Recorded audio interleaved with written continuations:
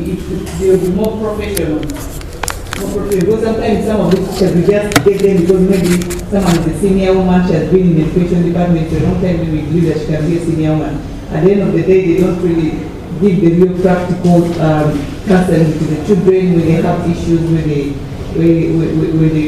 need to be given some guidance, like for example support, social support, especially for girls.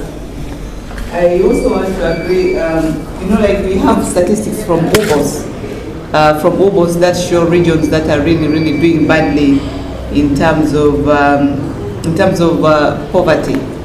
Meaning most of the schools, those districts, those regions, that must be depending majorly on UCE and UPE and Uganda secondary education. So if there could be among these 40 districts you've given, for example, which the Global Fund is going to be funding, I think it would be something of good help instead of bringing them to places where the statistics is showing that those regions are doing better.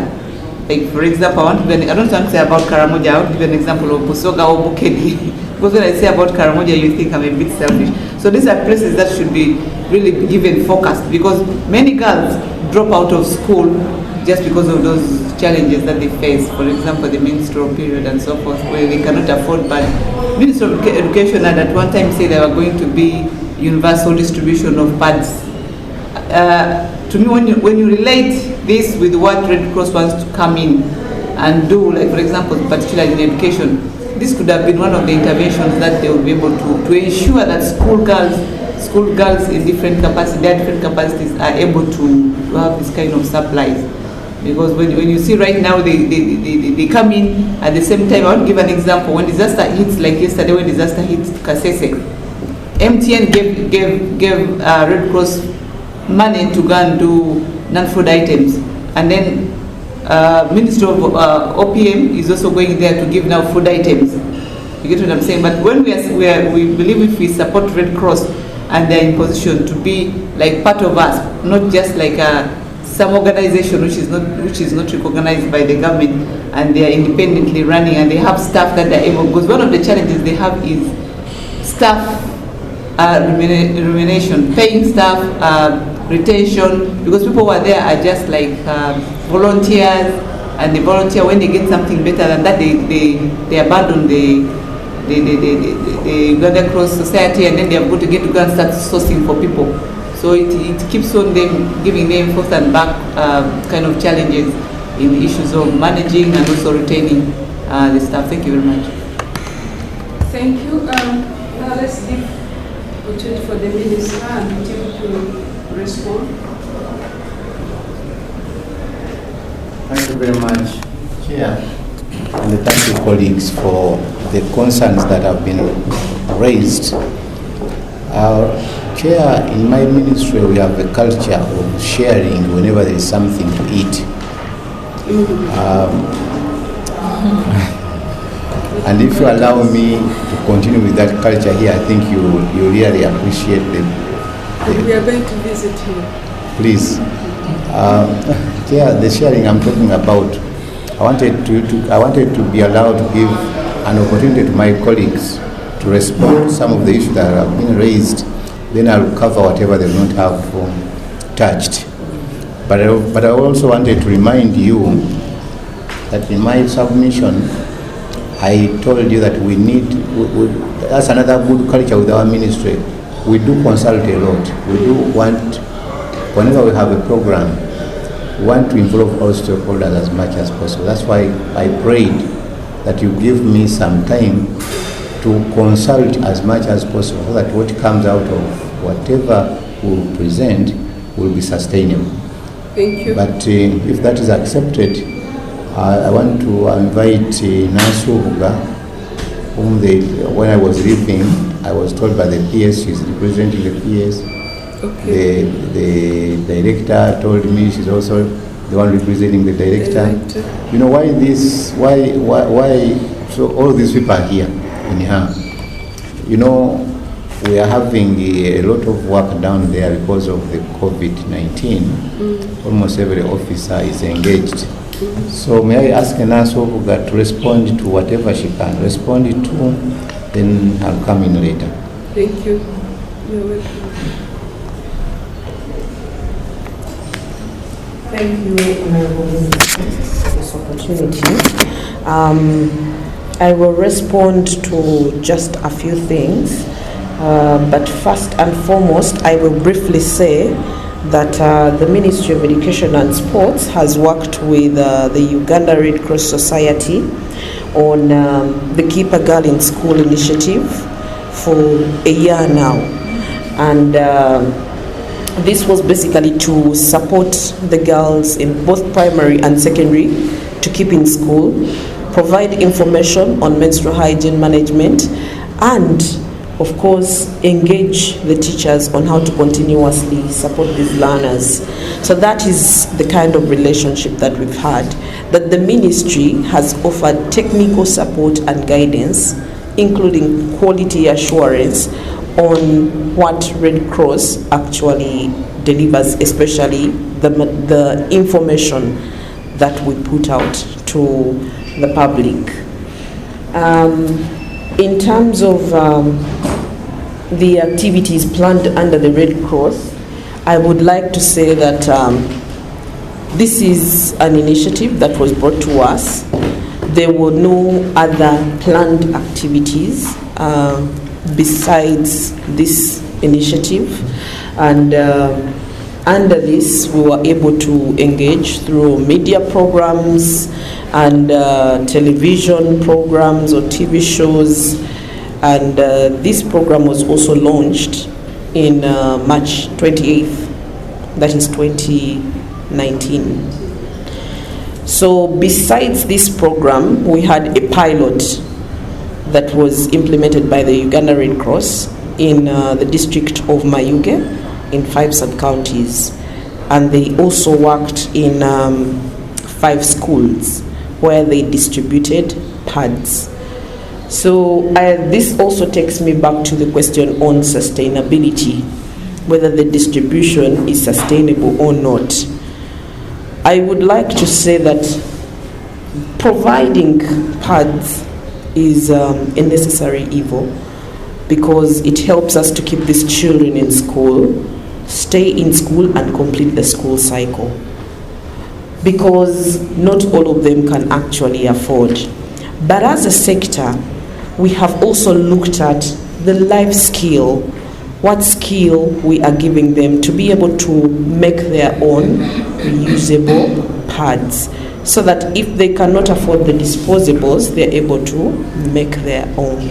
So that is what we provide as a sector. Then the other issue on whether we provide money to Uganda Red Cross, the sector does not provide Uganda Red Cross with money. Like I said earlier, we give the technical support. Yes, because we are still already constrained on resources, so we have not been able to give any resources. Uganda Red Cross mobilizes resources under this initiative, and those are the resources that they use to implement. Then on the list of schools under the Global Fund project, the sector is in its initial stage of distribution of these pads within the 40 districts. However, the Global Fund project is worked on with the Ministry of Health and Ministry of Education, including Ministry of Gender. So it uses a multi-sectoral implementation approach.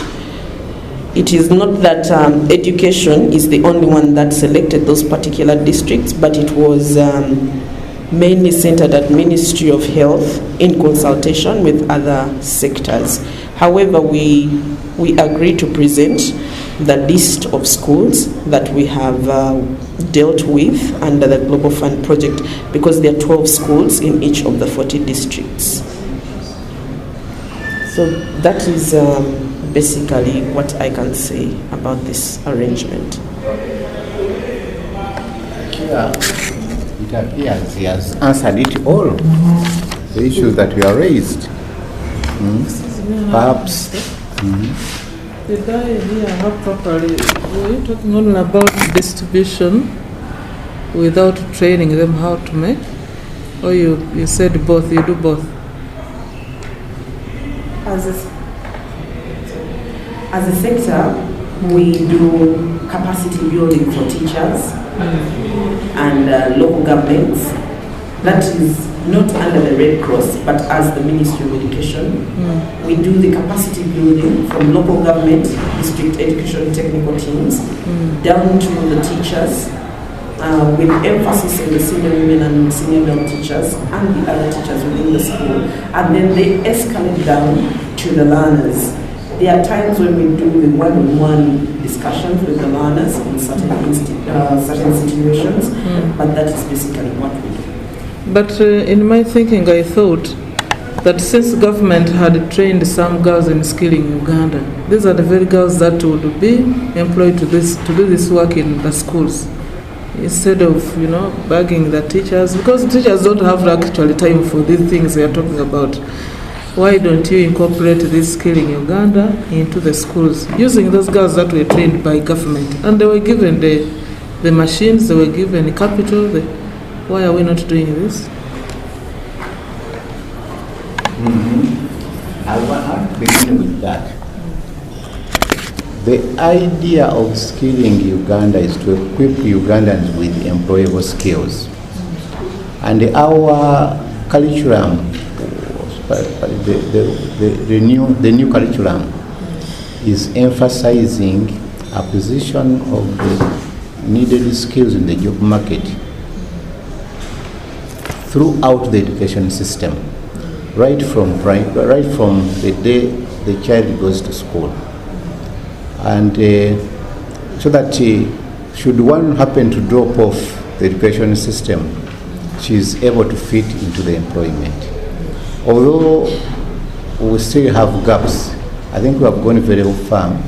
Whatever you see, we will find you. That's why in the new lower secondary curriculum, we are talking of somebody going out with the UNEB certificate, DIT certificate, which he can present to the employer, whether he has dropped out or not. So what you are saying, I think we are already moving in that direction. Is that okay? Chair Patrick is wondering whether this Red Cross should be put under any government sector. I've already told you that after consultation we will be able to give you a ministry position. But as Muyingo, I can say there is no way Red Cross, anybody who gets funds from the public coffers can be completely independent from government. It has to belong somewhere where government will be able to monitor. That's my feeling. I don't think, as we develop this law, we should be aware of that the taxpayers wouldn't like to see, I'm one of the taxpayers, I wouldn't like to see somebody getting my money and is completely independent from government institutions. As to whether it will be a Ministry of Disaster Preparedness or wherever, there must be control by government, and that means belonging to somebody. Honorable Naume is asking about piloting, how the selection was made. I think, first of all, which is important to understand the idea of piloting. The whole thing was to make sure that this program is to cover the entire country. As you may recall, this is a manifesto. Here the president made a pledge. But before you go into implement the program fully, we had to start somewhere. And this is the pilot. It's assumed that after this pilot, after we've collected the study, after we've carried out that study, we'll have the confidence to roll the program out into the entire country, all over the country. But otherwise, the selection, I think, was, I don't have the factors that were considered, maybe Nasuga has, But in our comprehensive report, this will be captured. I think the rest is has already been answered. The Vice Chairperson is talking about the independence of the Red Cross. I've already made some remarks about it. Chairperson, I think yours will be. I was asking the same question to the gender unity people under my ministry. The same question, Chairperson, you have asked, whether this is going to interfere with the mandates, our mandate as a Minister of Education and Sports. You know, when these people came to us, they were like good Samaritans, wanting to support us. And since they had good intentions to enable us to do what we had not been able to do fully, we welcomed them with both hands. But I think that relationship has got to be guided by the law. Yes. When they came to us, of course, we welcomed them as like any other good intentioned organization. But I think it's important we have a law in place to guide the activities in the country. I wouldn't like to lose my mandate. I would like to continue doing what I'm supposed to do. But if I'm to lose anything, it has got to be done within the law. Thank you for the response from our Minister and the team. From the end tail of your submission, at least now we have got a leeway, because they were telling us that they have expanded their activities and we needed to understand them better. But we also request within that concept whether you people sign an agreement between our ministries and with Red Cross. This is now education. When they come, what binds you? Do you sit down to say that, yes, we are agreeing to collaborate with you to do ABCD? We need to look at that. Because we have a question to answer in the bill, to have a proper housing for them, but also to have clear mandates given to them. So we need that evidence to show for us the basis of your engagement, or how you move with it, since they are good Samaritans that move the whole country and we also benefit from them. Now we need also to know from you, for example, you have given for us these activities, whether you have also planned these activities under you and the costed values, because there are issues about the wash, the administration things, and humanitarian issues in general. But we want to know whether also these things are in your work plan, and also we are going to receive their work plan. We had given them latest, I think this week, for them to be able to give for us their detailed work plan, so that we see how to merge some of these things where necessary. So we'll request that from you, your work plan of 2019, because she guided us that this activity was launched in March 2019, the one-year activity of ministerial support that we have been getting, so that we compare the two work plans. Outside what we are supposed to handle, because we are aware that, Honourable Minister, your sector falls under Committee on Education. So at times it's difficult for us now to limit ourselves, but this is to me an outside question on the skills you give to the schools. We want to know how they roll it out, because you are supported by funding from government. In case these funds are not there for you to move to awaken these schools, do they roll it on their own? Do they move with it, or they still wait for you, for education, to say that, you know what, we have this little money, we want you to purchase these materials, and skill our own children to be independent. Because menstrual periods are constant. You will help the senior fours of this year, but also the children are there without regarding to classes. It is a natural calamity that affects the poor.